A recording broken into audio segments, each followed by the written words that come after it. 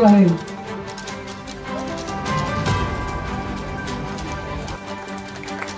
स्पर्धकांना प्रोत्साहन द्यायचं आहे.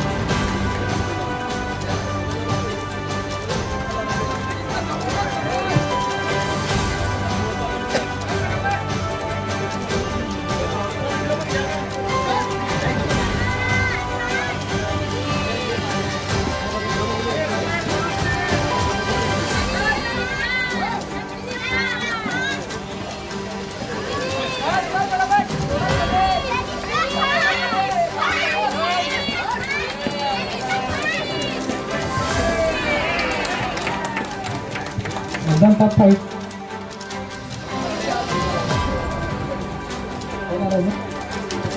मला सांगायची.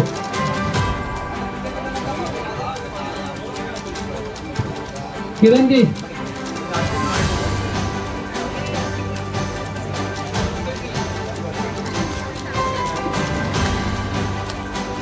बराच मागे राहिला यार.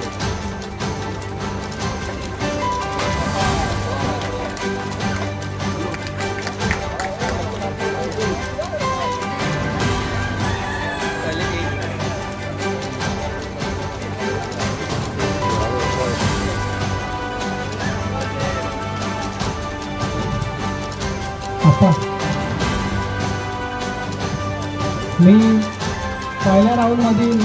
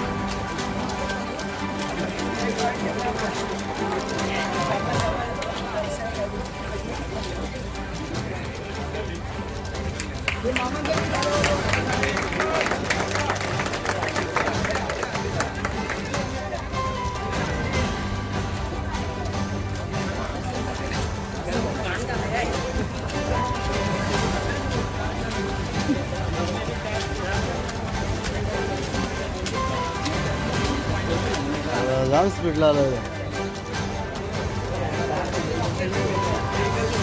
निघतील. जरा भारतमाता युवा प्रतिष्ठानच्या लोकांनी थोडं पाण्यात उतरायला लागलं तरी चालेल, परंतु स्पर्धक बरोबर पोहोचलेत की कोण ते लक्ष द्यायचं आहे.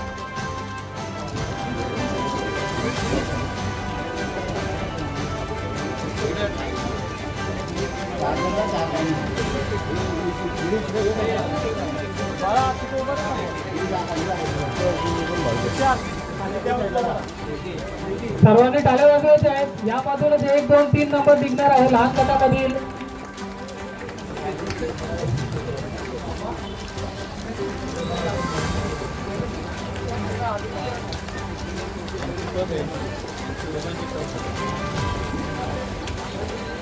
मुलगी आहे ना, ती मुलगी आहे.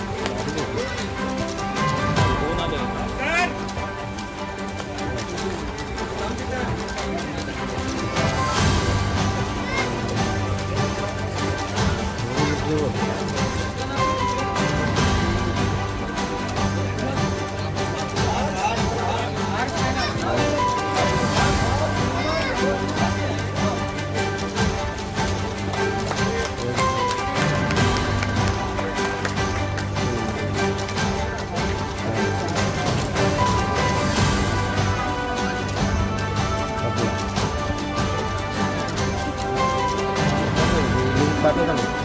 आता तुझी घेतलं का ना माहिती आहे शॉपिंग आलं.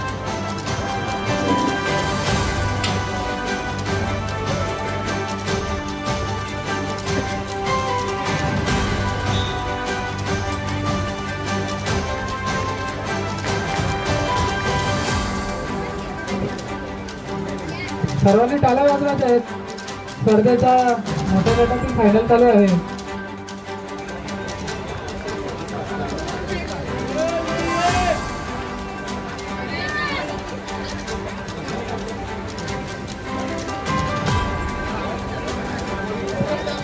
जरा लक्ष द्यायचं आहे. चुरशीची लढत चालू आहे. हाती तटीचा सामना चालू आहे.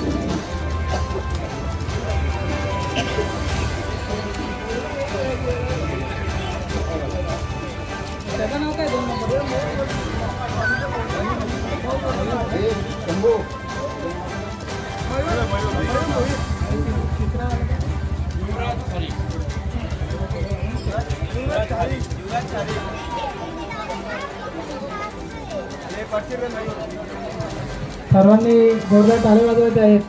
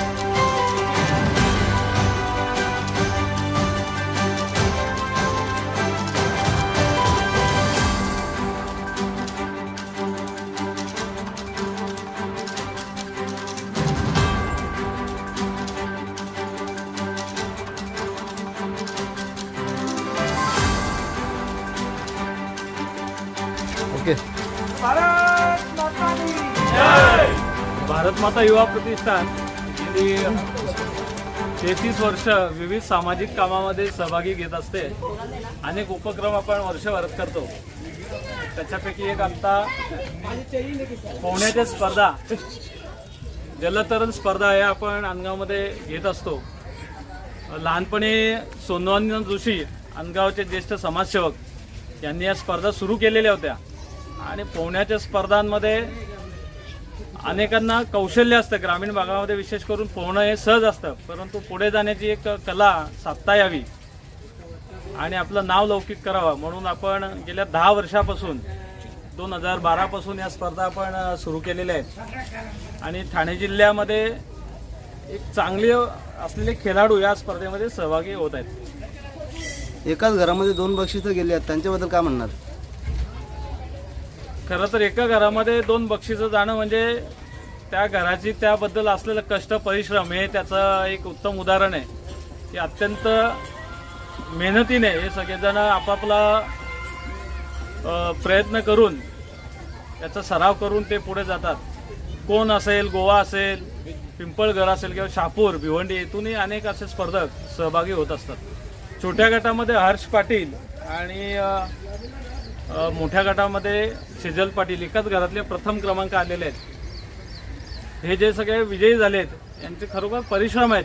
आमच्या गावची जी जलकन्या आहे, ज्याला जलपरी म्हणतो आम्ही, लावण्या सोनावणे, ती याच्यामध्ये खूप परिश्रम घेते. आम्ही बघतो तर अशा अनेक खेळाडू हे परिश्रम घेत असतात. त्यांना असंच यश उत्तरोत्तर मिळत राहावं अशा प्रकारची त्यांना आम्ही सदिच्छा देतो.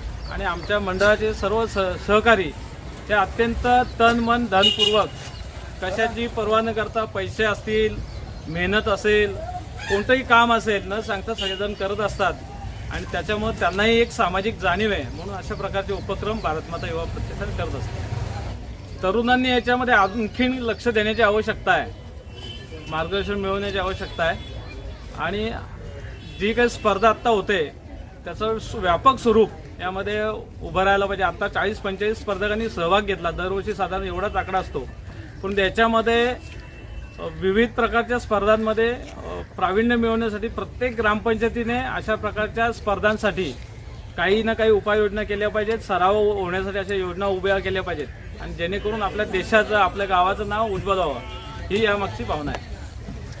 या सगळ्या कार्यक्रमासाठी आमच्या मंडळाचे सदस्य असतील, ग्रामस्थ असतील, या सगळ्यांनी आम्हाला तन मन धनपूर्वक सहकार्य केलेलं आहे आणि खेळाडूसुद्धा याच्यामध्ये सहभागी झालेले आहेत. त्यामुळे विजेत्या खेळाडूंचं किंवा जे अपयशी झालेले आहेत त्या खेळाडूंचं सुद्धा मी अभिनंदन, कौतुक करतो आणि आमच्या सर्व सहकार्यांचा धन्यवाद देतो. असं सहकार्य सगळ्यांचं मिळेल अशी अपेक्षा व्यक्त करतो. ओके.